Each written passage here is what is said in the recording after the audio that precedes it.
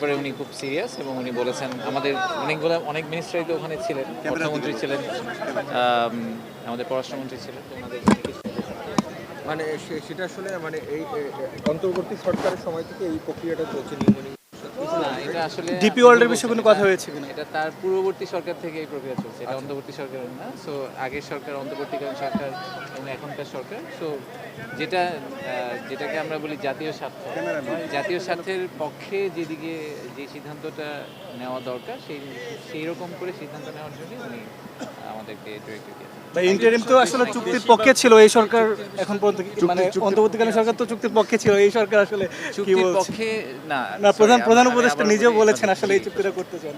Interim চুক্তির পক্ষে ছিলেন বা বিপক্ষে ছিলেন ব্যাপারটা না। আমি আবারও বলছি যে যদি জাতীয় স্বার্থ রক্ষা করে কোনো ধরনের চুক্তি করা সম্ভব হয়, শুধুমাত্র সেক্ষেত্রেই আমরা চুক্তিটা করব, এরকম কথা ইন্টারিমের সময় বলা হয়েছিল। আমার মনে হয় যে কারেন্ট গভর্নমেন্টও সিমিলার একটা পজিশন হয়তো নিবে। বিদেশি প্রতিষ্ঠান এখনো আসলে এটা প্রথম দিনের মিটিং, আমার মনে হয় যে এটা নিয়ে খুব কনক্লুশন ড্র করা উচিত হবে না। আজকের মিটিংয়ে কি বলেছেন? পিএম কিছু বলেছেন না, উনি আজকে আমরা ওনাকে ব্রিফ করেছি, উনি আসলে আজকে ব্রিফ আমাদেরকে করেনি, উনি শুনেছেন এবং কিছু প্রাইমারি গাইডেন্স দিয়েছেন।